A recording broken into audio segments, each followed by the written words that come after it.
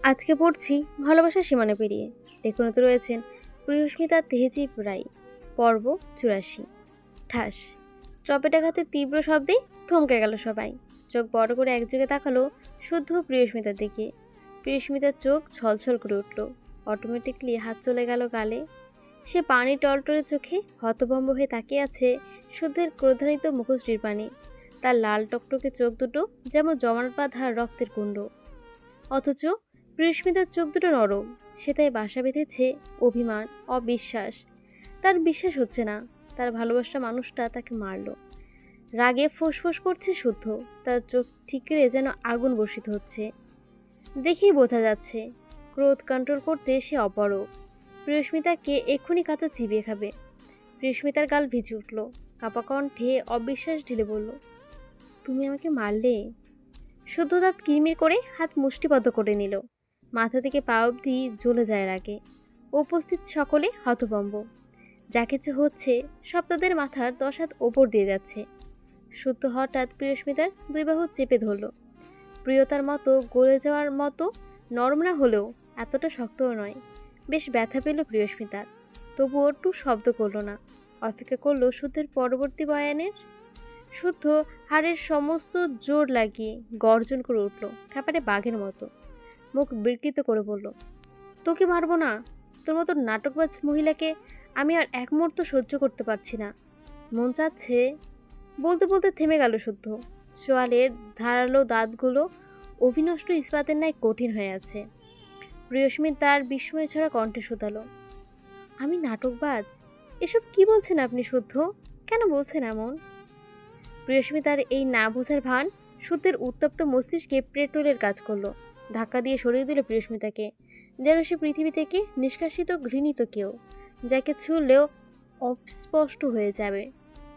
ভালোবাসা মানুষটার চোখ মুখে নিজের জন্য এই স্পষ্ট ঘৃণা দেখে কলেজে হাজারখানা বেতাঘাত পড়ার মতো অনুভূত হলো প্রিয়স্মিতার। সে কিছু বলতে নিলেই শুদ্ধ কণ্ঠে রাজ্যের অনীহা আর ঘৃণা মিশিয়ে বলল, ওরে বাপরে, তুই নাটকবাজ না? তুই জীবনে পুলিশ হতে পারবি কিনা জানি না, তবে অভিনেত্রী তুই জন্ম থেকেই। তোর মতো এত নিকট অভিনয় কোনো অভিনেতা দ্বারা করা সম্ভব না। তোর ভাগ্য ভালো, তোর শুধু একটা চড় মেরেছি, নাহলে তুই যে করেছিস। এতটুকু বলে পুনরায় ঘৃণায় মুখ ফিরিয়ে নিল শুদ্ধ। তিক্ত কণ্ঠে অবকা মিশিয়ে বলল, ছি, বাসায় একটা কুত্তা পাললেও তো মানুষের তার প্রতি মায়া জন্মায়। চাইলেও তো তখন তাকে তাড়িয়ে দিতে পারে না। মায়া তো দূরের কথা। এখন ভাব তুই ঠিক কতটা নীচ আর নিকৃষ্ট। সামান্য মহান সাজার লোভে তুই এই কাজটা করতে পারলি? আচ্ছা, এই কাজটা করার আগে তোর একবারও বুক কাঁপলো না? একবারও চোখের সামনে ভাসলো না ওই মেয়েটার মুখ? একবারও মনে পড়লো না ওই মেয়েটার কথা? তুই তোর মিশনে সাকসেস পেলেই ওই মেয়েটাকে আমাদের ওর সাথেই দাফন করতে হলো। আচ্ছা, ওই মেয়েটাকে কি তোর পর ছিল বল? ভালোবাসার এত নিখুঁত অভিনয় তুই কীভাবে করলি?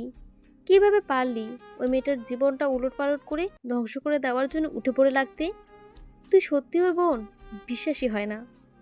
অভিযোগগুলোর ধাঁচ দেখে ঘটনার সারাংশ আন্দাজ করতে পারল প্রিয়স্মিতা। প্রথমে কথাগুলো মাথার উপর দিয়ে গেল, তবে এবার সে বুঝে উঠতে পারছে। কিন্তু ঘটনা যাই হোক, সত্যি এই উগ্র আচরণ প্রিয়স্মিতার উগ্র প্রতিবাদে নারীসত্তা মোটেও পছন্দ হলো না। ঝাড়া মেরে হাত সরিয়ে নিল। ভালোবাসার জন্য পৃথিবীর সমস্ত কিছু স্যাক্রিফাইস করলে এই বিষয়ে এতটুকু স্যাক্রিফাইস করবে না প্রিয়স্মিতা। তেজি কণ্ঠে বলল, আমি কোনো অভিনয় করিনি ডক্টর চৌধুরী, আপনি বেশি বেশি বলছেন। যেটা আমার কাজ আমি করেছি। তাছাড়া আমি কার সাথে অভিনয় করেছি দেখাতে পারবেন? সুতোর ঠোঁট বেঁকিয়ে বলল, ছি, এত বড় গলায় কথা বলতে তো লজ্জা করছে না? কার সাথে অভিনয় করেছিস জানিস না, তাই না? না, দেখিয়ে দেবো কার কার সাথে অভিনয় করেছিস। এই দেখ, এর সাথে করেছিস, যার সাথে তুই সর্বক্ষণ মুখোশ পরে থাকিস, ভালোবাসার আধিক্যতা দেখাস। বলে হাতে তর্জনী তুলে প্রিয়তার দিকে তাক করলো শুদ্ধ। প্রিয়তা চোয়াল ঝুলিয়ে হাঁ করে তাকিয়ে আছে দুজনের দিকে। কিন্তু প্রশ্নবোধক আঙ্গুলটা নিচের দিকে ঘুরে যেতেই চোখ বড় বড় হয়ে গেল তার। বিস্ময় বাড়ল অনেকখানি। এরা কি কথা বলছে? কি নিয়ে কথা বলছে? আর এত রেগে বা আছে কেন? কয়েকজন ব্যতীত কারণগুলো কেউ বুঝল না। সকলে আগ্রহ নিয়ে তাকালো পরবর্তী বয়ান শোনার অপেক্ষায়। আঙুলটা প্রিয়তার দিকে তুলতে দেখে রেগে গেল প্রিয়স্মিতা। সন্দেহের বাঁধ ভাঙল, চেঁচিয়ে উঠে বলল, একদম ওর দিকে দেখাবে না। ও আমার বোন, ওর সাথে আমি অভিনয় করব? আমি ওর খারাপ চাইবো? যা হচ্ছিল একদম ঠিক হচ্ছিল। সে ডিজার্ভ বেটার। প্রিয়স্মিতার কথা শুনে হু হু করে হেসে উঠল শুদ্ধ। ও অন্য কাউকে ডিজার্ভ করে, ও আরও ভালো কাউকে ডিজার্ভ করে। থমকালো প্রিয়স্মিতা। শুদ্ধ শান্ত হয়ে বলল, আচ্ছা, তুই কি একবার ভেবে দেখেছিস যে তুই আসলে কি কি করেছিস? তার জন্য আজ এই বাড়িতে কি কি হতে পারতো? পরিচিতিটা কি এরকম হতো? বলবো সবাইকে তোর সেই মহান কর্মের ব্যাপারে? তুই না তোর বোনকে খুব ভালোবাসিস, যদিও সব নাটকের ভালোবাসা, তবু বলবো প্রিয়তাকে যে তুই তার দুর্বলতার একদম মেইন পয়েন্টে ঠিক কীভাবে আঘাত এনেছিলি, কি কি করতে চেয়েছিলি তার। শুদ্ধকে কথা সম্পূর্ণ করতে দিল না প্রিয়স্মিতা, চেঁচিয়ে বলল, চুপ করুন। মজা পেল শুদ্ধ, থমকালো না, ফের বলতে শুরু করলো, বলবো প্রিয়তাকে যে আজ তোর জন্য। বলে প্রিয়স্মিতার দিকে একটু ঝুঁকে গেল শুদ্ধ। কানের কাছে ঠোঁট নিয়ে ফিসফিসে বলল, আজ তোর জন্য সে বিধবা হতে যাচ্ছিল। তুই ওর প্রণয় ভাইকে, বুঝতে পারছিস, ওর প্রণয় ভাইকে, যাকে ছাড়া ও নিঃশ্বাস নিতে পারে না, সেই প্রণয় ভাইকে খুন করতে যাচ্ছিলি। আচ্ছা, তোর মনে হয় এখনও তোকে যতটা সম্মান করে, ভালোবাসে, সবটা জানার পরও ওর এই অনুভূতিগুলো একই থাকবে? বড্ড বোকা তুই। বিশ্বাস কর, সবটা জানতে পারলে তোর এই আলাভোলা বোকাশোকা বোনই তোর ঘাট থেকে মাথা আলাদা করে দেবে। বিশ্বাস কর, এই পৃথিবীতে ও প্রণয়কে ছাড়া কাউকে ভালোবাসে না। তুই যেমন নাটক করছিস, আজও তোর থেকে আরও 10 গুণ বেশি নাটকবাজ প্রণয় ছাড়া বাকিদের সাথে ভালোবাসার অভিনয় করে। অ্যাডজাস্টমেন্ট বলতে পারিস। শুদ্ধের শাসানিতে প্রিয়স্মিতার অন্তরে বেশি না হলেও হালকা ভয়ের উদ্ভূত হলো। ভেতরটা সিটিয়ে গেল কেমন যেন। চোরাচোখে ভয়ে ভয়ে তাকালো প্রিয়তার দিকে। প্রিয়তার চোখ মুখে ঠিকরে পড়ছে সবটা জানার আগ্রহ, অদম্য কৌতূহল। সরে এলো শুদ্ধ। প্রিয়স্মিতা যে ভেতরে ভেতরে ভয় পেয়েছে সেটা মোটেও প্রকাশ করলো না। সরাসরি দৃষ্টি নিক্ষেপ করলো শুদ্ধের চোখের দিকে, নির্ভীক চোখ দুটো। কণ্ঠে কাটকাট দৃঢ়তা নিয়ে বলল, আমি কোনো অন্যায় করিনি। যা করেছি সেসব আমার ডিউটি, আমি তাই করেছি। আর আমার লক্ষ্যে না পৌঁছানো পর্যন্ত আমি থামবো না, সে যাই হয়ে যাক, আর যাই ঘটে যাক না কেন, আই ডোন্ট কেয়ার। এতক্ষণে বোঝানোর পরও প্রিয়স্মিতার তেরামি একটুও কমেনি। পুরানায় ধক করে মাথায় আগুন চলে গেল শুদ্ধর। সে পরিষ্কার বুঝে গেল, এ মেয়েটা সোজা কথায় মেয়েই নয়। আসলে কুত্তার লেজ তো সারা জীবনেও ঘিম মাখলেও সোজা তো হবে না। আমি যখন মরবো বলে ঠিক করেছি, সরি, এখানে ভুল বললাম, আমি যখন মারবো বলে ঠিক করেছি তখন মারবই। শুদ্ধ উদ্দীত হয়ে পুনরায় চর মারার জন্য হাত ওঠাতেই বাহু চেপে ধরল প্রণয়। ধাক্কা দিয়ে দূরে সরিয়ে দিল শুদ্ধকে। শীতল কণ্ঠে হুমকি দিয়ে বলল, একদম না। ক্রোধে ফেটে পড়ল শুদ্ধ। তেড়িয়ে সে চেপে ধরল প্রণয়ের কলার। প্রণয়ের মুখের কাছে মুখ নিয়ে চোখের কাছে চোখ রেখে হিসিয়ে হিসিয়ে বলল, এই ব্যাপারে একদম হস্তক্ষেপ করবি না। তুই দূরে থাকবি, তোর জন্য এতই মঙ্গল। না হলে দেখছিস তো, তোর সত্যিটা এই পর্যন্ত পৌঁছে দিতে আমার সময় লাগবে না। তাই বলছি, ধৈর্যের পরীক্ষা নিবি না, দূরে থাক। প্রিয়তা আতঙ্কে 2 হাতে মুখ চেপে ধরল। দৌড়ে সে শুদ্ধের হাত থেকে প্রণয়কে ছাড়ানোর চেষ্টা করতে লাগলো, কিন্তু পুরুষের এই শক্তি নিকট সে তো নবজাতক। প্রণয় কলার থেকে শুদ্ধের হাত ছাড়িয়ে নিয়ে কণ্ঠে দ্বিগুণ আওয়াজ তুলে বলল, একদম বাড়াবাড়ি করবি না, এটা আমাদের বিষয়, আমরাই দেখে নেব। শুদ্ধ ওর কথা কানেই তুলল না। প্রিয়তার হাতের কবজি ধরে টেনে হিহি করে নিয়ে গেল বাড়ির ভেতরে। প্রহেলিকা গার্ডেন এরিয়াতে দাঁড়িয়ে ফোনে কোনো একটা বিষয় নিয়ে আলোচনা করছিল, চোখ মুখে ভীষণ সিরিয়াস। কিন্তু আলোচনার এক পর্যায়ে কথা কাটাকাটি কানে আসতেই থমকে গেল প্রহেলিকা। ভ্রুকুচকে সদয়ে ভাঁজ হলো 2-1টা। কান থেকে ফোন নামিয়ে চাইলো আশেপাশে। তার থেকে সামান্য কিছুটা দূরত্বে দাঁড়িয়ে তুলকালাম চেঁচামেচি করছে শুদ্ধ আর প্রিয়স্মিতা। শুদ্ধকে এই পরিমাণ রেগে যেতে দেখে বেশ অবাকই হলো প্রহেলিকা। কপাল কুঁচকে ব্যাপারটা বোঝার চেষ্টা করলো, কিন্তু না, পরিষ্কার বুঝতে পারলো না। ভাঙা ভাঙা কিছু শব্দগুলো কানে আসছে। ফোন কেটে কৌতূহলী নিয়ে সেদিকে পা বাড়ালো। প্রিয়স্মিতার যত কাছে এগোচ্ছে ততই অস্পষ্ট শব্দগুলো স্পষ্ট হয়ে কর্ণকুহরে পৌঁছাচ্ছে। কয়েকটা কথা কানে যেতেই মাঝপথে পা থমকে গেল প্রহেলিকার। শরীর ঝিঝি করে উঠল। নিজেদের ঝামেলায় এতটা মত্ত ছিল তারা যে প্রহেলিকার উপস্থিতি লক্ষ্যই করেনি। তাদের কথোপকথন শুনে বুকের ভেতরে রক্তচাপ বেড়ে গেল প্রহেলিকার। হৃদয়স্পন্দন ছ্যাদ করে উঠল। বর্ণনাগুলো শুনে হাত মুষ্টিবদ্ধ হয়ে এলো আপনা আপনি। ফর্সা চামড়ার ওপর দিয়ে ঘাড় আর কপালে সবুজ ছিঁড়াগুলো ভয়ানক আকারে ভেসে উঠল। সে রক্তিম চোখে তাকিয়ে রইল প্রিয়স্মিতার দিকে, যেমন লক্ষ্য স্থির করে শিকারী তার শিকারের প্রতি। শরীরের উত্তপ্ত রক্তের দাউ দাউ করে আগুন ধরে গেল। শিরা বেয়ে উদ্ভ্রান্তের মতো ছুটতে লাগলো এদিকে সেদিকে। কথা কাটাকাটির এক পর্যায়ে হাতাহাতিতে পৌঁছে গেল। প্রিয়স্মিতা চিৎকার করে বলল, আমি যা করেছি বেশ করেছি। আমার সাথে তুমি এমন জঘন্য আচরণ করতে পারো না। আমি তোমার বউ। দাবি শুনে খানিকের জন্য রাগ উবে গেল শুদ্ধর। প্রিয়স্মিতা সিরিয়াসের চোখে মুখে দেখে হাসি চাপতে পারল না সে। হু হু করে হাসতে লাগলো শুদ্ধ। হাসতে হাসতে তার গড়িয়ে পড়ার উপক্রম। প্রিয়স্মিতা ভড়কালো। অজানা কারণে খুব ভয় জাগলো মনে। চিত্তে কৌতূহল চিপে তাকে রইল শুভ্রকায় পুরুষের পানি। আচমকা অট্টহাসি থামিয়ে দিল শুদ্ধ। মুখের আদলে গম্ভীরতা ঝেঁকে বসলো। আবার ধীরে তাচ্ছিল হাসলো। মাথা দুলিয়ে সম্মতি জানিয়ে বলল, হ্যাঁ হ্যাঁ নিশ্চয়ই, তুই আমার বউ। তবে রুকুচকে গেল প্রিয়স্মিতার। তবে? শুদ্ধর ভাবলেশীন জবাব, তবে নকল বউ। হোয়াট? শুধুরে যেন পায়ের নিচে জমি সরে গেল প্রিয়স্মিতার। মাথার উপর ভেঙে পড়ল মস্ত আকাশ। হাত পা সহ সমগ্র শরীর কেঁপে উঠল ঝাড়ি মেরে। আত্মবিশ্বাস চোখগুলো ঘোলাটে রক্তবর্ণ ধারণ করলো অজানা আশঙ্কায়। কাপা গলায় বলল, কি বলছেন ডাক্তার সাহেব? নকল বউ? শুদ্ধ দ্রুত হেসে সরে যেয়ে জবাব দিল, একদম নকল বউ। বিশ্বাস করো, পুরোটাই বেলেয়াজ, এতটুকু আসল নেই। আসলে তুমি হয়তো ভাবছো তুমি দুধে জল মিশিয়েছ, আসলে জলে দুধ মেশানো হয়েছে। ঠোঁট দিয়ে চুচু শব্দ করলো শুদ্ধ। প্রিয়স্মিতার সব আত্মবিশ্বাস যেন গুড়িয়ে গেল মুহূর্তেই। ঝাপসাকে তাকিয়ে অস্পষ্ট বলল, আমাকে ভালোবাসো না? শুধু বাঁকা হেসে ভীষণ অপমানজনকভাবে প্রত্যুত্তর করলো, হ্যাঁ। তুই কি আশা করেছিস মিথ্যা বলে ফাঁসিয়ে পরিচয় গোপন করে আমার বই হয়ে যাবি? আমাকে নিজের প্রয়োজনে ব্যবহার করবি? এতই সোজা? ডক্টর আবদ্ধ চৌধুরী শুদ্ধকে কেউ ব্যবহার করতে পারে না, যদি না সে চায়। আর ভাবছিস আমি তোকে ভালোবাসবো? তোকে ভালোবাসার মতো কোনো কোয়ালিটি অবশিষ্ট আছে তোর মধ্যে? মূর্খ মেয়ে মানুষ। আচ্ছা ভাববো, তুই নিজে ভাব, তুই কি ভালোবাসার মতো মেয়ে? মনে জায়গা দেওয়া যাক তোকে। তোকে কি সত্যি ভালোবাসা যায়? তুই কি ভালোবাসার যোগ্য? আচ্ছা আমার কথা ছাড়, তোর মতো ছলনাময়ী নারী কারো কি ভালোবাসা পাওয়ার যোগ্য? তুই ভালোবাসার মূল্যায়ন করতে জানিস? দেখ, পেছন ফিরে দেখ।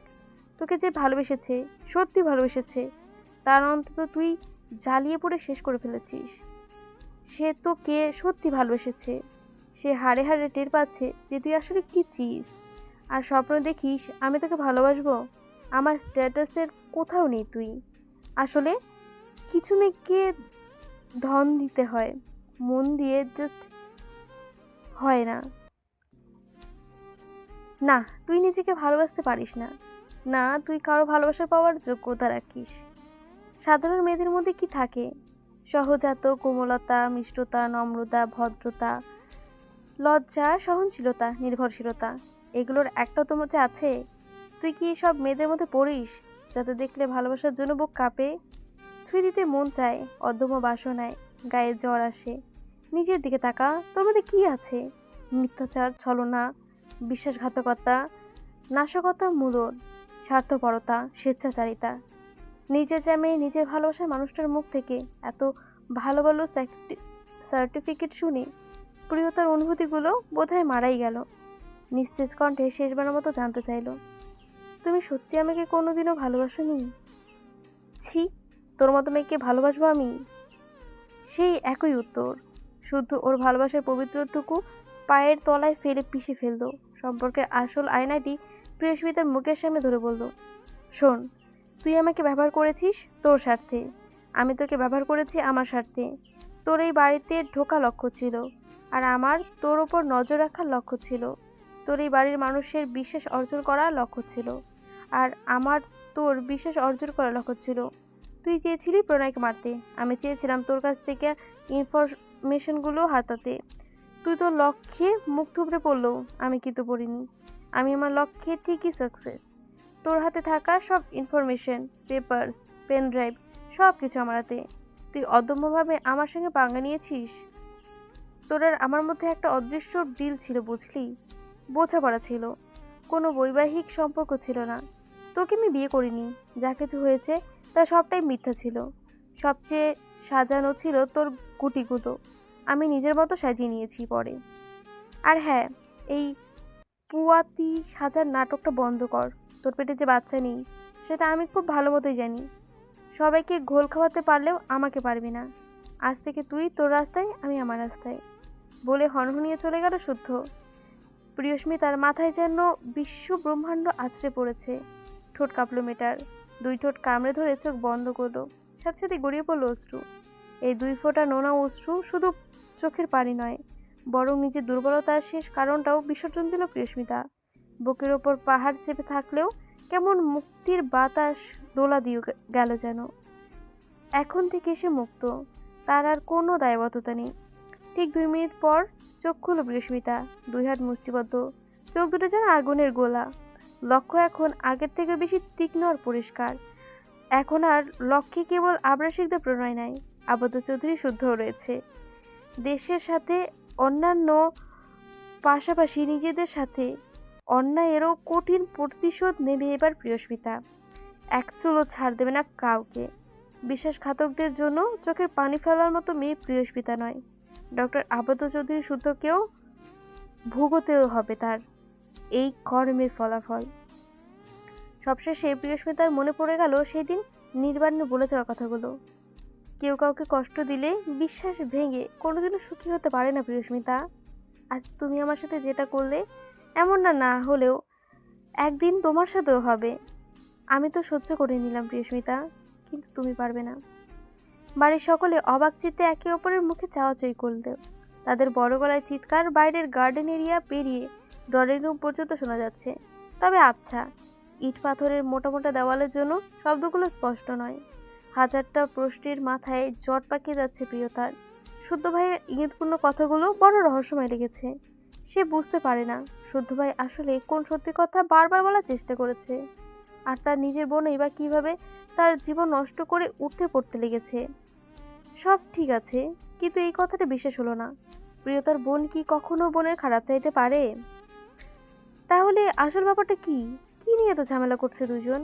আর কেনই বা এভাবে ভেবে কামড়াকামড়ি করছে? নিজের দিকে তাকিয়ে প্রিয়তার ভাবনার অতলে হারাতে দেখে পাশ ঘেঁষে দাঁড়ালো প্রণয়। লোকচক্ষুর আড়ালে কোমর জড়িয়ে ধরে কাছে টেনে নিল। সরু চিকন নাকটা টিপে দিয়ে নরম গলায় শোধালো, কি ভাবো জান? ভাবনায় ছেদ পড়ায় চমকে উঠল প্রিয়তা। ওপরে চোখ উঠাতেই দেখতে পাই গভীর দুটো চোখ এক সমুদ্র মায়া মিশিয়ে তাকিয়ে আছে তার ওই দিকে। প্রিয়তা চোখ নামিয়ে উৎকণ্ঠা নিয়ে বলল, শুদ্ধ ভাইয়ের কথাগুলো আমাকে ভীষণ ভাবাচ্ছে। প্রণয় ভাই, উনি কিসের কথা বলে গেলেন? আবার আমার কিসের বিপদ? প্রিয়তার উৎকণ্ঠা কোনোটা পর্যবেক্ষণ করে নীরবে হাসল প্রণয়।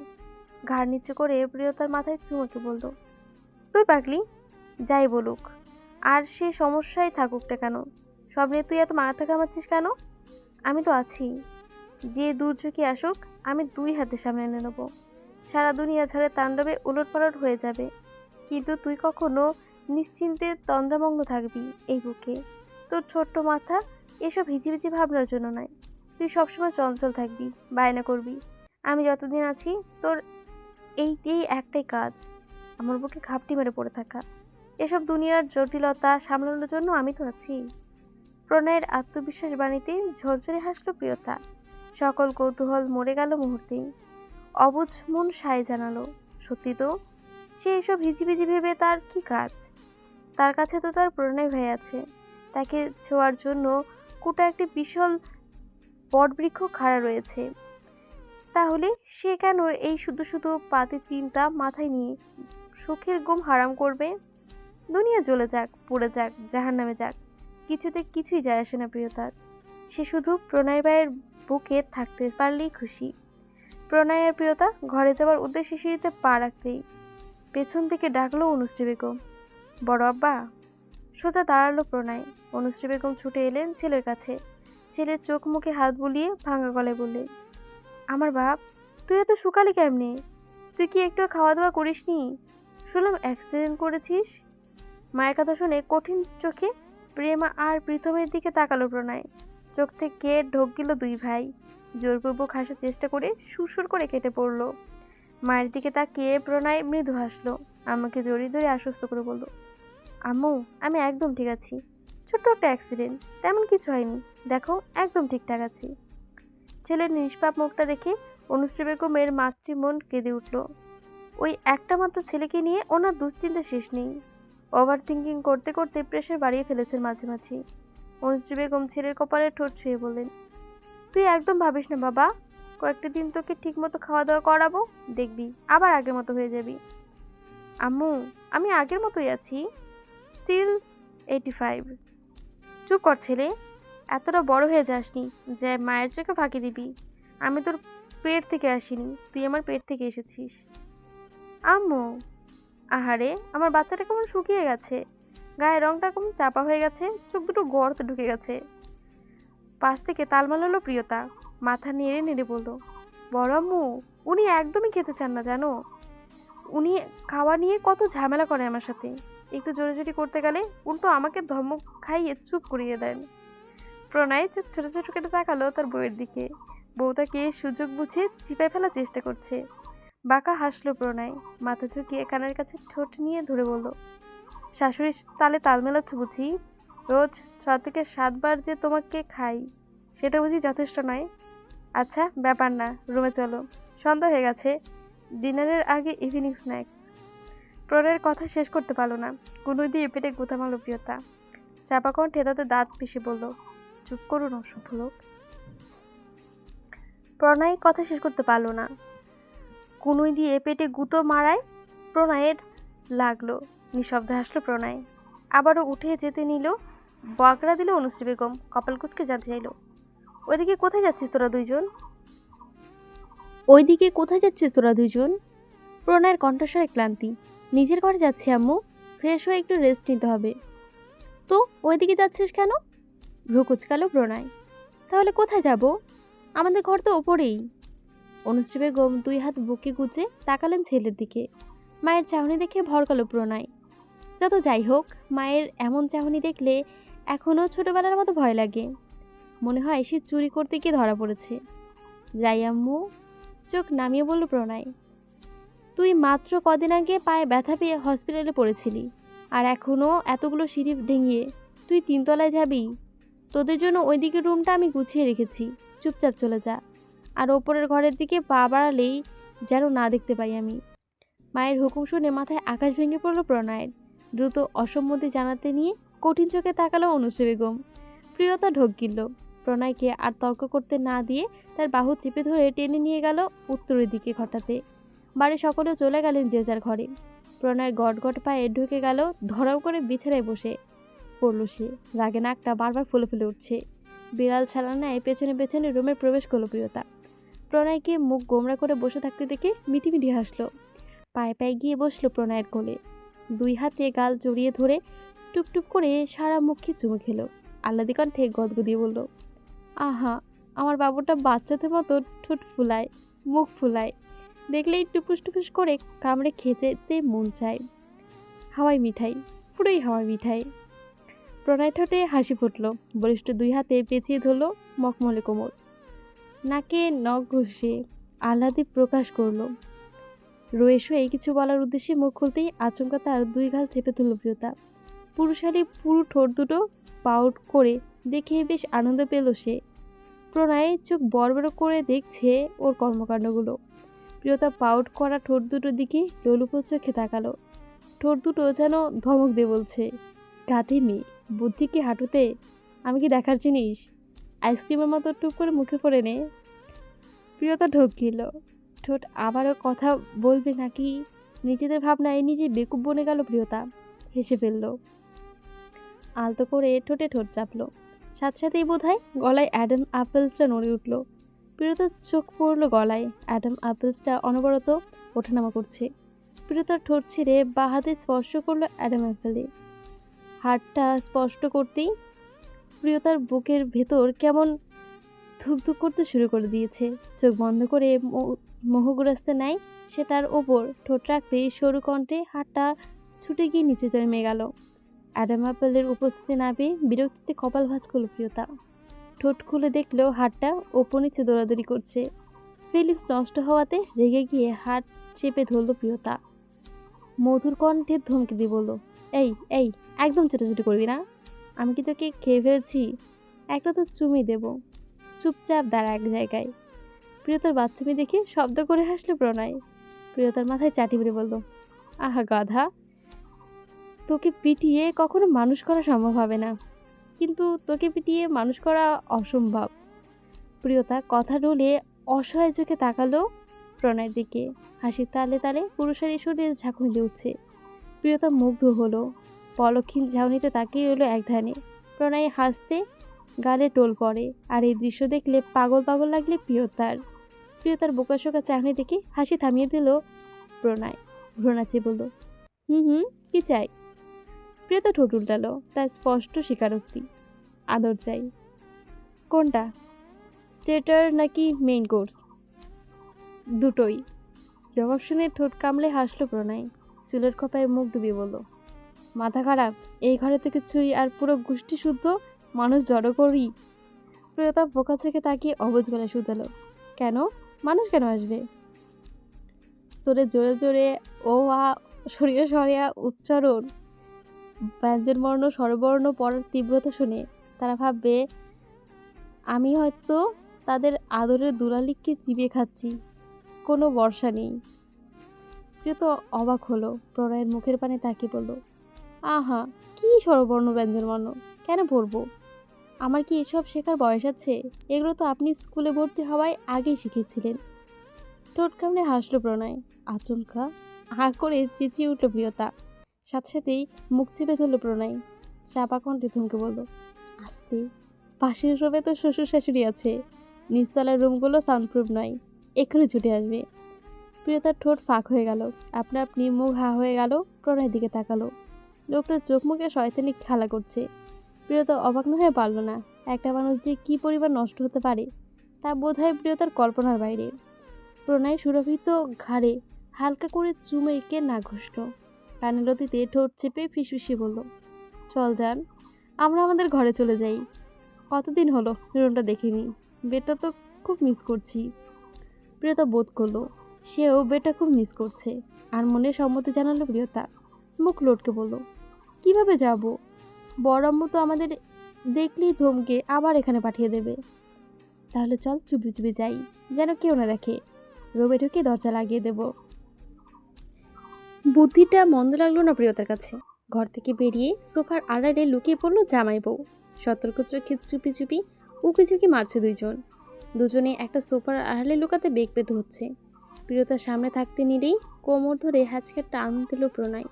হুড়মুড়িয়ে বুকের উপর আছড়ে পড়ল প্রিয়তা। মুখ ঠেকল গলার কাছে। সর্বশক্তি নিয়ে তাদের বুকের সাথে পিষে ধরল প্রণয়। কিছুটা দূরে উষা আর অনুশ্রী বেগম নিজেদের মধ্যে কি সব বলাবলি করতে করতে এদিকে আসছেন। বড় আম্মুর কণ্ঠ শুনে চোখ খিচে প্রণয়ের বুকের মধ্যে পড়ে রইল প্রিয়তা। উষা উপরে চলে গেল আর অনুশ্রী বেগম চলে গেলেন রান্নাঘরে। প্রিয়তা প্রণয়ের বুকে মুখ গুজে অবস্থাতে ফুসুর ফুসুর করে বলছে, উফ, আপনার গায়ের গন্ধটা এমন ঝাঁচালে কেন? প্রণয় ভাই, পাগল পাগল লাগে আমার। প্লিজ আরেকটু আপনার সাথে মিশিয়ে নিন না। আরেকটু জোরে চাপলে তোর হাড্ডি আর মাংস আলাদা আলাদা হয়ে আমার হাতে খুলে আসবে। বেয়াদব, আরেকটু অপেক্ষা কর, কিছুক্ষণ পরে দেখবো তুই। চুপ চুপ, একদম পচা কথা বলবেন না, অসভ্য লোক। ইস, কত ঢং, পেটে খিদে মুখে লাজ মহারানীর। আমাকে পচা বানানোটা কে? ওকে, পচা কথা বলবো না, একদম ভালো হয়ে যাব। কাছে আসবি না আমার। প্রিয়তার মুখ কাঁদো কাঁদো হয়ে এলো। দুই হাতে পেট জড়িয়ে ধরে দ্রুত অসম্মতি জানিয়ে বলল, না না, আমার এত ভালো জামাই লাগবে না। কিছুক্ষণ পর রাজহাঁসের মতো গলা বাড়িয়ে ড্রয়িং রুম উকি ঝুঁকি মারছে প্রিয়তা। কোথাও কেউ নেই। নিশ্চিত হয়ে হাতে হাত চেপে ধরে চোখ মুখ বুঝে সিঁড়ি দিয়ে দৌড় দিল জামাই বউ। অভিরাজ তাদের দৌড় দিতে দেখে আধো আধো গলায় চেঁচিয়ে বলল, পাপ্পা পুপ্পি। কিন্তু এসবের মধুর আম্ভাসন কান অবধি পৌঁছালো না তাদের। তারা নিজেদের বাড়িতেই পলাতক। জান, হ্যাঁ জান বলো। আচ্ছা, আমি যদি মেয়ে না হয়ে ছেলে হতাম তাহলে তুমি কি আমাকে স্টিল ভালোবাসতা? Wait, what? বলো না, ভালোবাসতা? আচ্ছা, আমি কে গো? গে? মেবি। হোয়াট? আরে, আমার ছেলেদের প্রতি কোনো ইন্টারেস্ট নেই। তার মানে তুমি আমাকে ভালোবাসো না? আমি তো তোমাকে ভালো ঠিকই বাসি চান। তুমি আমার মনকে ভালোবাসো নাকি বডিকে? অবিলাসী, অবভিয়াসলি এখানে বানানটা ভুল দেখাচ্ছে, ঠিক আছে? তোমার মনকে ভালোবাসি। তাহলে আমার মন ছেলেদের ভেতরে থাকলে আমাকে ভালোবাসতা না কেন? আরে, মনের সাথে একটা ধন থাকবে ওর জন্য। মানে মানে কিছু না, বাদ দাও তো। আজাল প্যাচার মারছে। নিচে কি পড়ে আছো বেবি? জুতা? আপে কি আনরোমান্টিক মাইয়া তুমি। আমাকে কি মিস করবো বলো একটু? আমাকে কি মিস করো একটুও? অনেক করে যান, তোমাকে ছাড়া একটা ঘন্টা 60 মিনিটের মতো মনে হয়। রিয়েলি? ইয়েট? বাট না না, তোমার মধ্যে একটুও রোম্যান্স নেই। অন্য মেয়েরা কত ফ্লার্টিং করে, তুতুপুতু মার্কা কথা বলে। আমিও করি। শুনবে একটা ফ্লার্টিং লাইন? বলো, তুমি কি পাদ? আমি না, তোমাকে কখনো ছাড়তে চাই না। ইয়াকছি, এটা কেমন দুর্গন্ধযুক্ত ফ্লার্ট। আচ্ছা বাদ দাও। জানো, কালকে না চুরি হয়েছে আমাদের বাসায়। যে চুরি করে সে কখনো শান্তিতে থাকতে পারে না। আর তুমি যে আমার মন চুরি করেছো তার বেলায়, তো তাকে কে বলে আমি শাস্তি দিতে আছি? অরণ্য আরও কিছু একটা টাইপ করতে নিচ্ছিল, তার আগে ওর মাথায় সজরে 4টি মারল নির্বাণ। দাঁত কিরবির করে বলল, শালা নষ্ট চেয়ে বেশি নষ্ট তুই। কেমন যেমন জাউরা তোর সাথে জুটলো কেমন করে বলতো? লজ্জা করে না তোর সব মেয়েদের সাথে এরকম দুচিরিতে বানাতে? শালা এইচডি মোড়ে পড়বি দেখিস। কাজ জাগালো অরণ্য। আধশোয়া হয়ে উঠে বসলো আসন পেতে। তাদের আড্ডা জমেছে আজ 3 তলার ছাদে, প্রণয়ের সামনের ঘরে। রাফিদ, সাফিদ, অভ্র, শুভ্র, নির্বাণ, অনয় আর তাদের কয়েকটা বন্ধু পুরো চিল মুডে বসে নেশাবানি করছে তারা। পুরো পার্টি ভাইব। কারণ তারা জানতে পেরেছে দাদার নিচের তলায় ওপরে আসা নিষেধ, তাই আজকের রাতটা শেষ। এরপর থেকে মদ খেলে ঠ্যাঙানি জুটবে কপালে। লাল লাল চোখে রীতিমতো টুলছে ছেলেগুলো। কি কথা বলছে তার 70%ই অস্পষ্ট। মনে হচ্ছে ফু দিলেই উঠতে যায় পড়বে। সকলের হাতে ওয়াইনের গ্লাস। 3টি বোতল অলরেডি খালি শেষ। 4 নম্বর বোতলটা চলছে আর 3টে রয়েছে। অরণ্য নির্বাণের পাড়ে তাকিয়ে আচমকা হু হু করে হেসে উঠল। কাজ চাপড়ে বলল, বেটে দয়াল না হইয়া যদি তোমার মতো লয়াল হইতাম তবে কবেই বিচি কান্দে উঠাইয়া যাইতাম। মারাটা খাইতে হইতো কঠিনভাবে। সর শালা মাতাল। অরণ্যকে নিজের ওপর ঝলে পড়তে দেখে বলে ফেলল নির্বাণ। অরণ্য চোখ মেরে তাকানোর চেষ্টা করলো। পুরোনা নির্বাণের গলায় হাত ঝুলিয়ে বলল, আহ, চরিত্রে হাত দিলিস কেন? তোকে কে বলল আমি দুচিরে বেড়াই? ইয়াকছি, আমার ওয়াইফ পাসওয়ার্ড এত দুর্বল নয়, যে কোনো ডিভাইসে সাকসেসফুলি কানেক্ট হয়ে যাবে। জাস্ট মজা লাগে তাই করি। বাট ভাই বিশেষ কর, আমার বডির কাউন্ট 0। হে গাইস, অর্ডার বলতে দেরি।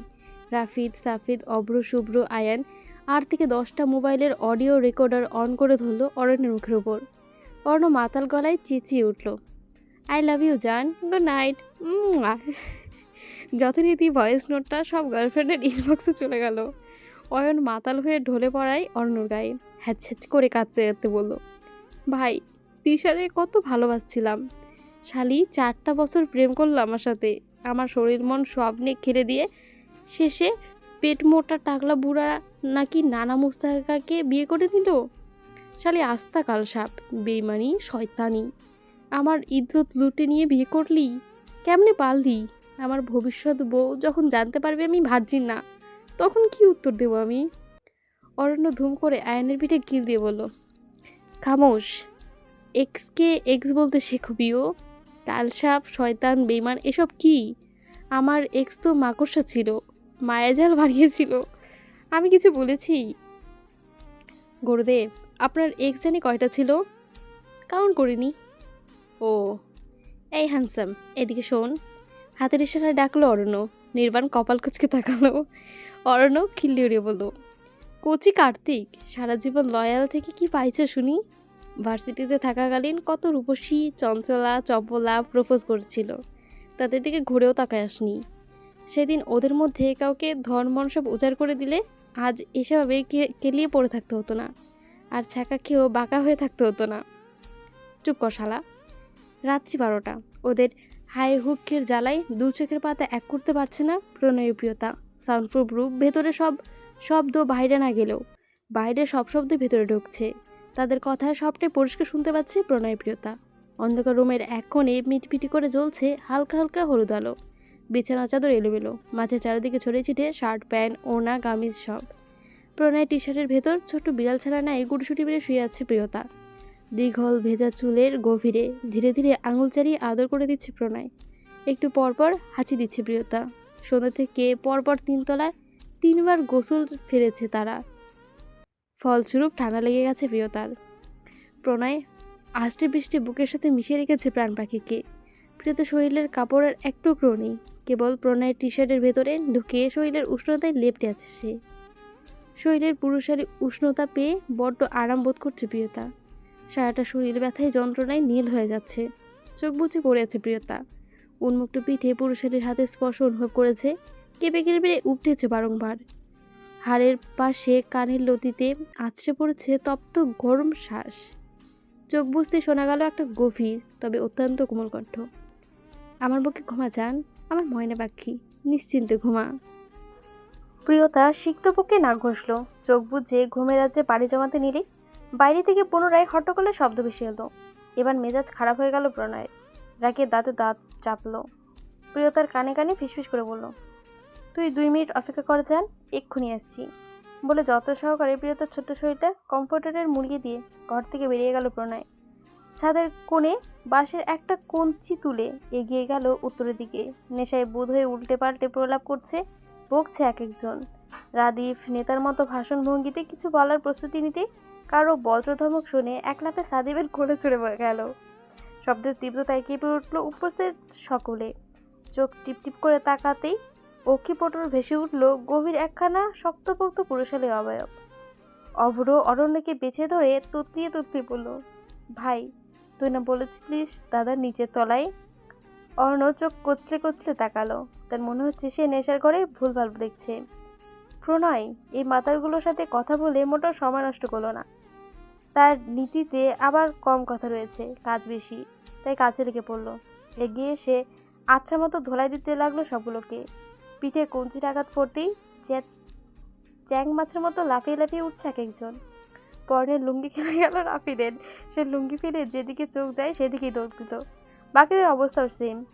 সবগুলোকে বিদায় করে ছাদে দরজা লাগিয়ে এলো প্রিয়তা প্রণয়ের কাছে। প্রিয়তাকে পুনরায় বুকের ভেতর নিয়ে কপালে তপ্ত চুমু আঁকলো। স্বস্তির নিঃশ্বাস ফেলে বলল, এখন ঘুমা বাচ্চা। প্রিয়তাও আরেকটু মিশে গেল বুকে। মিনিট গড়ানোর পূর্বেই পাড়ি জমালো তন্দ্রার আছে। শিকদার বাড়ির উত্তর দিকে স্টোর রুমে হাত পা বাঁধা অবস্থায় চেয়ারের সামনে লেপ্টে আছে প্রিয়স্মিতা। কপালের ক্ষত বেয়ে চুয়ে চুয়ে পড়ছে তাজা রক্ত। মুখে টেপ, মাথাটা ঝুঁকে পড়ে আছে নিচের দিকে। সম্ভবত জ্ঞান নেই। ঘরটা ময়লা, গন্ধযুক্ত, বিশেষ পরিষ্কার জায়গা নয়। আশেপাশে হয়তো ইঁদুর, টিকটিকির জাতীয় কিছুটা মরে পড়ে আছে। এদিকে সেদিকে ছড়িয়ে থাকা কাঁচবাসনগুলো ওপর ধুলোবালির মোটা স্তর। হঠাৎ চোখে মুখে শীতল পানির ঝাপটা লাগতেই ধরফরিয়ে জেগে উঠল প্রিয়স্মিতা। তাকে পরিস্থিতির ঠাহর করতে সময়টুকু দেওয়া হলো। বা হাতের লম্বা চুলের মুঠি খিচে ধরে কেউ টানছে। সাথে সাথে ধরাম করে চেয়ারের সাথে লেগে মাথায় বাড়ি খেল প্রিয়স্মিতা। ব্যথায় চোখ মুচকুচ গেল। তৎক্ষণাৎ পরিচিত কণ্ঠ নারী ভেসে এলো বৃষ্টি কয়েকটা গালি। কানকি মাগি, উঠমারানি, সরি, এখানে আরও কিছু কিছু আছে, এসব আমি পড়ছি না। তেজ দেখিয়ে বায়না দেখি, পারছিস না আর। 20 বছর পর আগাছার মতো উড়ে এসে জুড়ে পড়েছিস। এটি আমার সমস্ত রক্ত চুষে নিয়েছিস, আর বাকি আছিস তুই। উফ, এখানে এত বাজে বাজে গালি আছে, আমি কি বলবো। আচ্ছা আমি পড়ছি, হ্যাঁ। শাওরা ছিঁড়ে লাড় ফেলবো দেখিস। এদিকে সবার মিশন তোদের নিচে দিয়ে ঠেলে ঢুকিয়ে দেবো। এখনো কার কলিজার ধরে টান দিয়েছিস আন্দাজ করতে পারছিস নি? তোকে দেখাচ্ছি আমি। তোকে কেটে কুচকুচি করে কুত্তা দিয়ে খাইয়ে দিলেও আমার মনে জ্বালা জুড়াবে না। তুই মেয়ে প্রণয়কে মারতে এসেছিলি? আমার প্রণয়কে, যে ভালোবাসার জন্য আমার জীবন জৈবন সব শেষ করে দিয়েছি, তুই তার দিকে হাত বাড়িয়েছিলি। অক্ষত ভাষায় গালাগালি করতে করতে ঠাস ঠাস করে গালে বারবার থাপ্পড় মারছে প্রহেলিকা। চুলের মুঠি চেপে ধরে হিংস্র চোখে তাকালো। তার চোখ দুটো দাউ দাউ করে জ্বলে উঠছে আগুন। চুলের মুঠি ছেড়ে দিয়ে আবারও শরীরে সব শক্তি উজাড় করে চর বসালো সে। তবে প্রিয়স্মিতা প্রিয়তার মতো মোটেও নুনি মাখনের নয়। সে অল্প আঘাতেই মূর্ছে পড়বে। প্রহেলিকা পরপর আরও 3-4টা থাপড় মারল, তবুও কেটে ফেটে গেল প্রিয়স্মিতার অনেক জায়গায়। পরিষ্কার চোখে তাকালো, তার দৃষ্টিতে শীতলতা। নির্ভাল নীলাভ চোখ দুটো যেন চোখে চোখ রেখে বিদ্রুপ করে করছে প্রহেলিকাকে। প্রহেলিকার বাপ মা তুলে গালি শুনে প্রিয়স্মিতার চোয়াল শক্ত হয়ে আসছে ধীরে ধীরে। রাগে জ্বলে উঠছে মাথা থেকে পা পর্যন্ত। প্রিয়স্মিতা স্থির থাকলো, অযথা রিয়াকশন না করে ইশারা করলো তার মুখে টেপ করে দিতে। প্রহেলিকার রক্ত ঝরছে, এখানে এখনই শেষ করে দেওয়ার জন্য হাত পা নিষ্পিস করছে। তবুও শান্ত থাকার চেষ্টা করছে প্রহেলিকা। মুখে টেপ খুলে দিল। মুখ খুললে দিতেই হু হু করে ঘর কাঁপিয়ে হেসে উঠল প্রিয়স্মিতা। আস্তে আস্তে যেন চেয়ার থেকে উল্টো পাড়ার উপক্রম। হাসি তালে তালে তুলছে পুরো শরীর। হাসিটা বড্ড বিষাক্ত লাগলো প্রহেলিকার নিকট। পিত্তি জ্বলে গেল মুহূর্তেই। হাসিটার মানে বুঝতে এতটুকু কষ্ট হলো না তার। সাথে সাথে পুনরায় চপাটাঘাত পড়লো প্রিয়স্মিতার দণ্ডপাতিতে। এবার আর চুপ থাকতে পারলো না প্রিয়স্মিতা। খ্যাপা বাঘিনী নাই গর্জে উঠল, এই লুজার মহিলা, একবার আমার গায়ে হাত তুলবি না, না হলে এমন মার মারবো না তোকে তোর বাপের জন্মেও ভুলতে পারবি না। তুই শুধু চড়থাপ্পড় পর্যন্ত সীমাবদ্ধ, আর আমি ট্রেনিং প্রাপ্ত। এক রান পায়ের নিচে তোর, এক রান হাতে রেখে সবাই ছেড়ে ফেলবো। তোর শালার জন্য আমার গায়ের হাত তুলেছিস? ও মরলি বা তোর কি, আর ও বাঁচলি বা তোর কি? তোকে তো 5 পয়সারও লাভ হচ্ছে না, তাই না? তোকে তো দেখতেই পারে না, ধন দিও না, মন দিও না, তাহলে তোরা তো কিসের জ্বালা? তোকে তো থু দিয়েও কোনোদিনও দেখে না। বাসি পান্তা ভাত ভেবে ছুঁড়ে ফেলে দিয়েছে কবেই। আর তোর চোখের সামনে হাঁটুর বয়সী একটা মেয়েকে নিয়ে বিছানায় গরম করছে প্রতিনিয়ত। বিরিয়ানি ভেবে 10 দিনে 10 বার করে গিলছে। আর তুই 31 বছর বয়সে এখনো ভার্জিন। পৈচাসিক বাঁকা হাসি দিল প্রিয়স্মিতা। প্রহেলিকা অন্যমনস্ক থাকায় সুযোগ নিয়ে 2 পায়ের ফাঁকে পা ঢুকিয়ে ল্যাং মারতেই মুখ থুবড়ে পড়ে গেল প্রহেলিকা। প্রহেলিকাকে ফেলে পুনরায় ঘর কাঁপিয়ে হেসে উঠল প্রিয়স্মিতা। প্রহেলিকা প্রচণ্ড মাত্রায় খ্যাপাটে। মেঝে থেকে উঠে সজোরে চেপে ধরল প্রিয়স্মিতার গলা। চোখ লাল করে বলল, এখানে তোর আর আমার পার্থক্য। তুই তো ধন পেয়ে খুশি। তুই কি বুঝবি ভালোবাসা কি পেয়েছি? ভালোবাসা তোর তো একটাই চাহিদা, ধন। খাস বাংলায় দুচে দিছে তোকে। শোন, পুরুষ মানুষ চাইলেই যার তার সাথে শুইতে পারে, এটা কোনো বড় ব্যাপার না। তুই যদি ভাবিস ধন পেয়ে জিতে গেছিস, বড্ড বোকা তুই। বিয়ের আগে শরীর বিকিয়ে দিয়েছিস। তোর আর বাজারি মেয়ে মানুষদের মধ্যে কি পার্থক্য আছে? আর কি বললি? আমাকে ধন দিয়েও মন দিয়েও মানেনি, তাহলে আমি কেন ওকে ভালোবাসি? এটা তোর ঘিলুতে কোনোদিনও ঢুকবে না, কারণ তুই ভালোবাসা বুঝিস না। আসলে কি, ভালোবাসতে জানিস না। তোর কাছে ভালোবাসা মানে মিষ্টি মিষ্টি দুটো কথা বলেই তুছে যাওয়া, আর আমার কাছে ভালোবাসার মানে অনুভব করা, তার মুখটা দেখে পরাণ জুড়ানো। তুই এসব বুঝবি না। তোকে আর মারবো কি, দেখলেই তো করুণ লাগে। বাট তোকে মারার জন্য এখানে বেঁধে রাখিনি। ভ্রুকাজ গেল প্রিয়স্মিতা। সন্ধ্যান কথা বলল, তাহলে কি? প্রহেলিকা কয়েক পল চুপ থাকলো। অতঃপর সাদমান শিকদার, খালিদ শিকদার, সাদে শিকদার আর এই গোটা পরিবারের সকাল সকাল হাই তুলতে তুলতে সিঁড়ি বেয়ে নামছিল প্রিয়তা। চোখ দুটো ঢুলুঢুলু, অতিরিক্ত ঘুমের কারণে ফুলে গেছে চেহারা। গাল দুটো বাচ্চাদের মতো ফুলকো ফুলকো। পরনে একটা হোয়াইট ওয়ান পিস। এলোমেলো পদক্ষেপে নামছে প্রিয়স্মিতা। পায়ের পুতুল বসানো উলের জুতো, গোড়ালি থেকে কিছুটা উপর পর্যন্ত ধবধবে ফর্সা পাটা উন্মুক্ত, যেন দুধের মতো ভাসমান মলাই। হাঁটু জড়ানো চুলগুলো এলোমেলো অবস্থায় মুখের উপর পড়ে রয়েছে কয়েকটা। দুই পাশে পুতুল বসানো, দুটো দুটো চারটি ক্লিপ। প্রিয়তা ঢুলতে ঢুলতে নিচে নেমে এলো। ঘড়িতে সময় কটার ঠিক খেয়াল নেই। প্রিয়তা নিচে নেমে চেঁচিয়ে ডাকলো অনন্যা বেগমকে। আম্মু, ও আম্মু, খিদে পেয়েছে।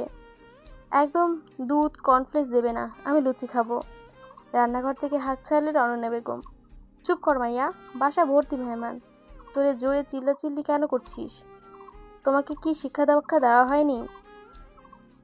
সকাল সকাল মায়ের ঝাড়ি খেয়ে সুন্দর মুখটা ভোতা হয়ে গেল প্রিয়তার।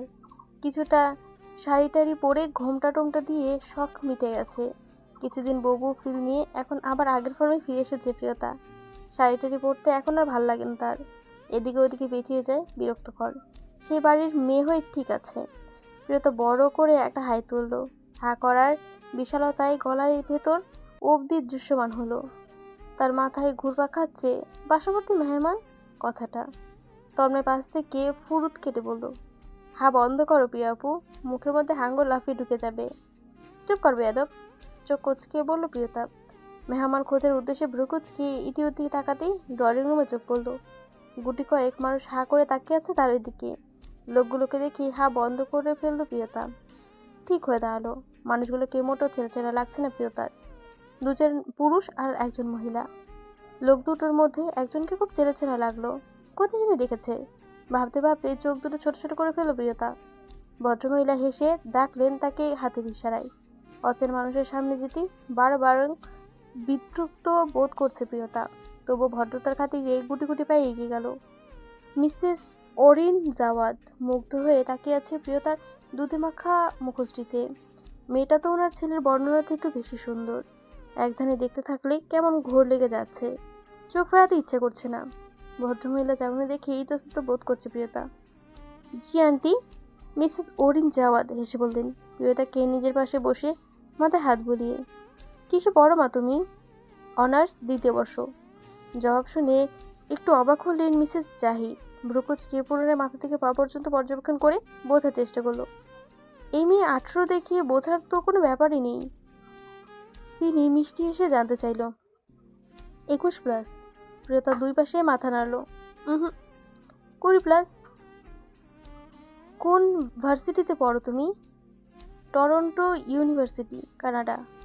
বাহ, তোমার নাম কি? তনয় শেখদার প্রিয়তা। বাহ, খুব মিষ্টি নাম তো। প্রিয়তা জোরপূর্বক হাসার চেষ্টা করলো। মিসেস অরিন জাওয়াত অনবরত এটার সাথে প্রশ্ন করেই যাচ্ছেন।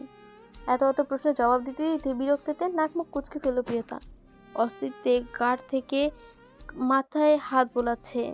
মনে হচ্ছে সে ঘুম থেকে উঠেই হাত মুখ না মেজেই কোনো ইন্টারভিউ দিতে বসে পড়েছে। প্রিয়তা বিড়বিড় করে বলল, এত আচ্ছা করা কি হয়েছে? মুশকিলে পড়ে গেলাম তো। তুরান মুগ্ধ চোখে চেয়ে আছে সামনে বসা রমণীর পানে। রমণীর মুখে পরিবর্তনশীল অঙ্গভঙ্গি প্রতিটা পরিণত খুঁটিয়ে খুঁটিয়ে পর্যবেক্ষণ করছে তুরান। তার অনবদ্য চোখ দুটো নির্বিশেষে ক্লান্তিহীন চোখে চেয়ে রয়েছে, তাকে দেখছে। এই যেন চোখের শান্তি।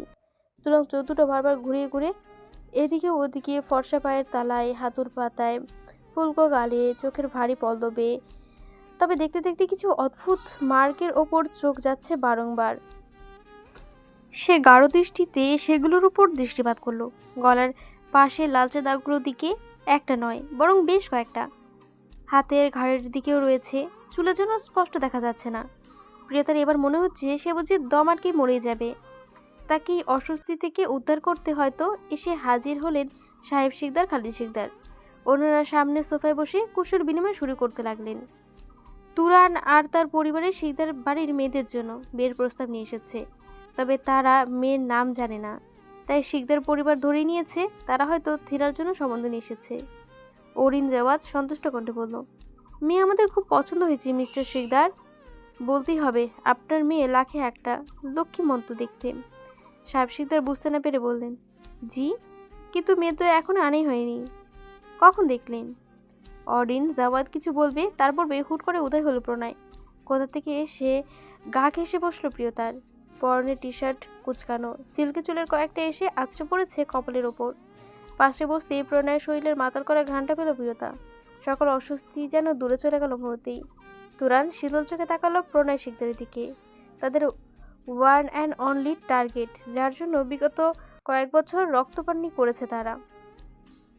প্রণয় ছোট আম্মুর দিকে তাকিয়ে বেশ সাবলীল ভঙ্গিতে বলল, কার বিয়ের দেখাশোনা চলছে ছোট আব্বু?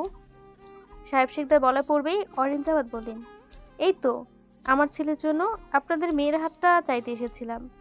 আপনাদের মেয়েকে আমার ছেলে কোথা থেকে যেন দেখে এসেছে, তারপর থেকে একদম পাগল হয়ে গেছে ছেলেটা। তাই ভাবলাম একটা মাত্র ছেলে এত কষ্ট করছে, তার ভালোবাসাকে চাইছে, আমাদের তো এনে দেওয়া উচিত, তাই না? কিন্তু এখানে এসে আপনাদের মেয়েকে দেখার পর আমার অবস্থাও আমার ছেলের মতনই হলো। কিন্তু মিসেস জাওয়াদ, আপনি আমার মেয়েকে দেখলেনই কখন? আমার মেয়েকে তো এখনও রেডি করাই হচ্ছে। প্রণয়ের সন্ধিহান চোখে তাকালো প্রিয়তার দিকে।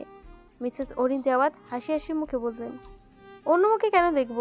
আমার তো আপনার এই মেয়েটাকে খুব পছন্দ হয়েছে, একদম ছোট্ট একটা জীবন পুতুল। বলে প্রসন্ন চিত্রে প্রিয়তার মাথায় হাত রাখতেই দেখলেন মিসেস জাওয়াদ। ওনার কথাই মনে হলো নিঃশব্দে ড্রয়িং রুমে বোমা পড়ল একটা। আটকে উঠল প্রিয়তা, চোখ বড় বড় করে ভয়ার্ত চোখে তাকালো পাশে বসা মানবের দিকে। তবে প্রণয় খুব স্বাভাবিক, নির্বিকার। শৈব সিকদারও বিব্রত বোধ করলেন, সাথে ভয়ও পেলেন কিছুটা। প্রণয় ঠান্ডা হেসে বলল, ও, আপনাদের ওকে পছন্দ হয়েছে? কিন্তু মেয়ে যে ভার্জিন না, জানলেন তো, একটা মাত্র ছেলে বিয়ে করবে, তাও। প্রণয়ের কথার এবার পারমাণবিক বোমা পড়ল যেন লিভিং রুমে। শৈব শিকদার সম্মান বাঁচিয়ে চুপচাপ উঠে চলে গেলেন। এমন অনাকাঙ্ক্ষিত কথায় হতভম্ব হয়ে গেল অন্যরা সবাই। একে অন্যের মুখে চাওয়াচাওয়ি করলেন। অরিন জাওয়াদ আশ্চর্য হয়ে বলেন, কি, এত ছোট একটা মেয়ে ভার্জিন না? লজ্জায় মাথা কাটা যাওয়ার অবস্থা প্রিয়তার। প্রণয় ওর দিকে তাকিয়ে ভ্রুনেছি বলল, কি রে, তুই যে আমাকে ছেড়ে আবার বিয়ে করতে চাস, বলিসনি তো কখনো? বলতে বলতে প্রিয়তার কোমর টেনে ধরে সবার সামনেই উড়ুতে বসল প্রণয়। ভয়ে দোয়া দুরুদ পড়তে শুরু করেছে প্রিয়তা। তার করেছে লাফিয়ে মুখ অবধি উঠে আসার প্রয়োগ হয়েছে। প্রীতম এদিকে আসতেই নিচ্ছিল, কিন্তু লজ্জাজনক পরিস্থিতি দেখেই পিছন ফিরে চলে গেল। তুরান সহ মিস্টার অ্যান্ড মিসেস জাওয়াদ চরম মাত্রায় আশ্চর্য হয়ে তাকিয়ে আছে প্রিয়তার মুখ পানে। সবার এমন বিব্রতকর দৃষ্টি দেখে ভীষণ লজ্জায় ঘামতে শুরু করেছে প্রিয়তা। ছটফট করতে করতে ফিসফিসে বলতো, উফ, ছাড়ুন প্রণয় ভাই, দেখছি তো সবাই। নিচের সাথে একটু পেঁচিয়ে ধরে ধমকে উঠল প্রণয়, একদম চুপ করে বসে থাক। তোর বিয়ের প্রস্তাব এসেছে, তো প্রথম স্বামীর সম্মতি ছাড়া কি বিয়ে করা যায় বল? এতদিন আমি পেলে পুষে তোকে বড় করলাম, আদর দিলাম, বুকে রাখলাম, আর এখন আমার অনুমতি ছাড়াই বিয়ে করে নিবি? প্রণয়ের কথা শুনে জান পরাণের অবাক হয়ে তাকালো তুরান শহর মিস্টার অ্যান্ড মিসেস জাওয়াদ একে অপরের মুখ চাওয়াচাই করে। অবাক হয়ে বলল, ও বিবাহিত? ঠোঁট বাঁকিয়ে হাসল প্রণয়, নির্লিপ্ত কণ্ঠে বলল, she is not just a married, she is my life partner, my soul partner, my bed partner, everything. We were intimate 4 times last night. আর কিছু শুনতে চান? লজ্জায় অস্বস্তিতে চোখ তুলে তাকাতে পারছে না প্রিয়তা। চোখ মুখ খিচে প্রণয়ের বুকের সাথে লিপ্টে আছে। শিকদার বাড়ির সকলে দূরে দাঁড়িয়ে দেখছে নির্লজ্জর সাথে, মাথা নিচু করে। প্রণয় এবার কণ্ঠের চাপা ক্ষোভ উগড়ে দিয়ে বলল, আল্লাহর এই দুনিয়ায় এত এত মেয়ে থাকতে খুঁজে খুঁজে আমার বউটাকে চোখে লাগলো ছেলের বউ বানানোর জন্য আপনাদের। লজ্জার অপমানে চোখ মুখ খিচে বন্ধ করে নিয়েছে তুরান। তার পছন্দের রাজকন্যা শেষমেশ কিনা একটা ক্রিমিনালের বউ, ভাবতেই করেছে আগুন লেগে গেল তার। ওর কোনো যোগ্যতা আছে এমন রাজকন্যা পোষার? মন গহীনে প্রচণ্ড হিংসা ডানা বাঁধল, ছিনিয়ে নেওয়ার প্রবৃত্তি জাগলো মনে। প্রণয় এবার সরাসরি তাকালো তুরানের দিকে, বাঁকা হেসে বলল, আমার দুর্বলতা নজর দেওয়ার জন্য খুব বাজে মাসুল চুকাতে হবে sub inspector Turan Jawad. Okay guys, tata, চলো যান। বেডশিটটা সাদা না কালো ভুলে গেছি, চল একসাথে দেখে আসি। বলে প্রিয়তাকে করে তুলে ধপাধপ পা ফেলে সিঁড়ি বেয়ে উঠে গেল প্রণয়। বাড়ির সকলে চরম লজ্জায় তটস্থ। তাদের ছেলের মুখে কোনো কালেই কোনো ফিল্টার নেই। আর এরাও বা কেমন মানুষ, কার জন্য সম্বন্ধ নিয়ে এসেছে, একটু খোঁজ নিয়ে তো আসবে। প্রণয় শীতের হুমকিতে প্রচণ্ড রাগে লাল হয়ে গেছে তুরান। হাত মুষ্টিবদ্ধ করে দৃঢ় প্রতিজ্ঞা করল, সেটা সে নিজের করবে বলে ঠিক করেছে, সেটা তো সে নিজের করেই ছাড়বে। ওই রাজকন্যা একদিন তারই হবে, এটা তুরান জাওয়াদের প্রমিস। প্রণয় রুমে এসে প্রিয়তাকে বিছানায় ছুঁড়ে মারল। রাগে গজগজ করতে করতে চলে গেল বারান্দায়। প্রিয়তার মনে হচ্ছে সে আর অন্তত 1 বছর এই ঘর থেকে বেরোতে পারবে না, না পারবে কাউকে মুখ দেখাতে। লজ্জায় প্রিয়তার কান দিয়ে ধোঁয়া বেরোচ্ছে। ইস, একটা মানুষ এতটা নির্লজ্জ হয় কেমন করে? প্রণয় বারান্দা দাঁড়িয়ে কল লাগানো জাবেদের নাম্বারে। প্রথমবার রিং হওয়ার সাথে সাথেই কল ধরল জাবেদ। ঘুম ছাড়ানো কণ্ঠে বলল, ইয়েস স্যার। ঠিক 20 মিনিটের মাথায় কালো রঙের ব্ল্যাক টয়োটা গাড়িটা রায়পুর সদর গলিতে ঢুকে পড়বে। তার 2 সেকেন্ডের মাথায় গাড়িটা বোম মেরে উড়িয়ে দেবে। জাভেদের পঞ্চ ইন্দ্রিয় সম্পূর্ণ সক্রিয় নয়। সে আধা ঘুমে থাকা অবস্থায় কথা বলছিল প্রণয়ের সাথে, কিন্তু অর্ডার কানে আসতেই বিছানা থেকে হুড়মুড়িয়ে বেছিতে পড়ে গেল জাভেদ। সকাল সকাল কার মুখে আবার বোমা পড়তে পড়েছে কে জানে। তার এই তারছেড়া লোকটা যে কি চায়। জাভেদ ঢোক গিলে বলল, কার গাড়ি? কেন করবেন স্যার? কার গাড়ি একটু বললে ভালো হয়। Sub inspector Turan Jawad. নাম শুনে সুরসুর করে সম্মতি জানিয়ে বলল, ইয়েস স্যার। কি, কেন, কি জন্য কিছু জিজ্ঞাসা করলো না। প্রাণের মায়া আছে তো নাকি? জি স্যার। তাহলে রাখি। দাঁড়াও। জি স্যার। তুরান জাওয়াদের গাড়ি থেকে বের করে বোমা মারবে, আর তার বাবা মাকে সহি সালামতে তুরস্কে পৌঁছে দেবে। আর তুরান জাওয়াদকে কি করবো স্যার? টোটবাকি হাসলো প্রণয়। স্পেশাল থেরাপি দেওয়া হবে। ভয় নেই, প্রাণে মারব না। তবে কথার আগাগোড়ার রহস্যময়ের গন্ধ পেল জাবেদ। ঢোক গিলে গলা ভিজিয়ে নিয়ে বলল, তবে তবে সময় হলে দেখতে পাবে। তবে তোমাকে যে আমি কি করব আমি নিজেও জানি না। মন চাচ্ছে জামা কাপড় ছাড়িয়ে নেংটু করে চৌরাস্তার মোড়ে দাঁড় করিয়ে রাখি। দমক শুনে কেঁপে উঠল জাবেদ। কৌতূহল উড়ে গেল। মুখটা কাদো কাদো করে নেমে এলো নিবেশেই। কল্পনায় ভেসে উঠল জামা কাপড় ছাড়া সে চৌরাস্তার মোড়ে দাঁড়িয়ে আছে। কি ভয়ানক ব্যাপার স্যাপার। কাপা কাপা গলায় শুধালো জাবেদ, কেন স্যার? কেন মানে? তুমি থাকতে আমার বাসায় আমার বইয়ের জন্য বিয়ের প্রস্তাব আসছে। আহাম্মক। প্রণয়ের এই কথাটা শুনে সম্পূর্ণ ঘুম ছুটে গেল জাভেদের। লাফিয়ে উঠে বলতো, মুখ ফসকে, ইনারিল্লাহ। Shut up idiot. Sorry sir. Javed, জি স্যার। যেটা করে আসতে বলেছিলাম করেছো তো? কি করতে বলেছিলেন স্যার? দাঁত কটফট করে পড়ল প্রণয়। চিবিয়ে চিবিয়ে বলল, হসপিটাল কর্তৃপক্ষকে ক্ষতিপূরণ বাবদ যত হয় দিতে বলেছিলাম। দিয়েছো? কিসের ক্ষতিপূরণ স্যার? আহমক, আজকেই 20 লক্ষ পে করে দেবে। কিন্তু কেন স্যার? 25 দিনে ওদের 12খানা বেড নষ্ট হয়েছে। সেগুলোর মূল্য না দিয়ে চলে এলে একবার শুধু নাগালে পাই তোমার খবর করে ছাড়বো। বলে খট করে ফোন কেটে দিল প্রণয়। মাথা হাত দিয়ে বসে পড়লো জাবেদ। হাতে পায়ে ধরে গড়াগড়ি খেয়ে কাঁদতে মন চাইছে তার। হিটলার বস তাকে কোনোভাবে তার বউয়ের কাছে যেতে দেয়নি। আটকে রেখেছে নিজের ফার্ম হাউসে। জল ছাড়া মাছের মতো বউ ছাড়া জাভেদ একলা বাড়িতে ছটফট করে পড়েছে। ওর দিকে তার হিটলার বস বউ নিয়ে রোমান্স করছে। বলি এসব কি ধরবে? সইবে? সইবে না, সইবে না। আহা, সবই কপাল। আজকাল ভালো মানুষের ভাত নেই। আফসোস করতে করতেই নিজের কপাল ঠুকরে দিচ্ছে দেওয়ালের সাথে জাবেদ।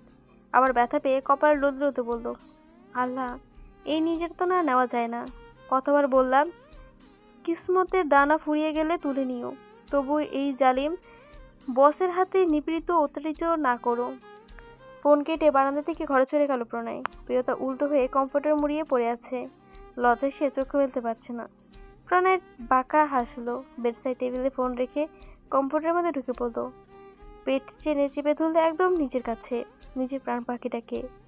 সুগন্ধিত চুলে মুখ গুজে নেশাল জোড়ার কণ্ঠে বলল, come on baby, I will position you.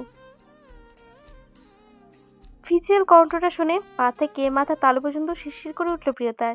দূরে সরে যাওয়ার চেষ্টা করতে করতে কাপা গলায় বলল, তা দেখুন। হুম, দেখতে তো চাইছি, যান ফেরো এদিকে। প্রিয়তা আর তর্ক করলো না। নিঃশব্দে ফিরে মুখ গুজে দিল প্রণয়ের গলায়। বিচরণ বাড়তেই শ্বাস আটকে এলো প্রিয়তার। সমগ্র সত্তার পুরুষের উত্তাপ সাগরের ঢেউয়ের মতো আছড়ে পড়তে লাগলো। দুপুর করে বিকাল পরপর 4টা সার্জারি শেষ করে প্রচণ্ড ক্লান্ত বিধ্বস্ত শরীর নিয়ে বাড়ি ফিরল শুদ্ধ। রুমাল দিয়ে কপালের ঘাম মুছে দরজার সামনে দাঁড়িয়ে কলিং বেল চাপলো। কয়েক মুহূর্তের মধ্যেই দরজা খুলে দিলেন অর্থী বেগম। চোখ মুখে ভয়ের ছাপ স্পষ্ট। সদর দরজা পেরিয়ে লিভিং রুমে পা রাখতেই থমকে গেল শুদ্ধ। কপাল কুঁচকে গেল আপনা আপনি। সবার চোখে চোখ গেল বাঁ দিকে বসা নারী মূর্তির দিকে, যার ঠোঁট ফুলে ঝুলছে দ্রুত শয়তানি হাসি। পুলিশ অফিসার শুদ্ধকে দেখে বসার দিকে উঠে এগিয়ে গেল তার কাছে। বাসার সবাই আরেক দফায় সার্কাস দেখার অপেক্ষায়। বাড়ি তো নয়, যেন চিড়িয়াখানা। উপস্থিত আছেন সকলেই, কেবল প্রণয় ছাড়া। অফিসার শুদ্ধের দিকে অ্যারেস্ট ওয়ারেন্ট নিয়ে এগিয়ে এলেন। আপনার বিরুদ্ধে রেপের চার্জ লাগানো হয়েছে ডক্টর চৌধুরী। মিসেস মেহেরিমা শিকদার প্রিয়স্মিতা অভিযোগ করেছে আপনি তাকে জোর জবরদস্তি ফিজিক্যাল অ্যাসেন্ট করে দিয়েছেন, এমনকি মস্তিষ্ক ঘেটে খিচুড়ি করে দিয়েছেন। তারপর এসব জগাকুচির অভিযোগ শুনে মেজাজ বিক্রি গেল শুদ্ধর। তবে মোটেও চিৎকার করলো না, ঠোঁটে ক্রুদ্ধ হাসি ঝুলিয়ে তুলে নিল। একবার তাকালো সবার দিকে।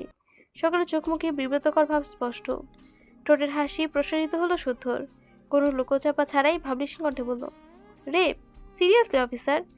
আমি মিস মেহেরিমা শিকদার প্রিয়স্মিতার সাথে বহুবার ইন্টিমেট হয়েছি, কিন্তু সেটা রেপ নয়।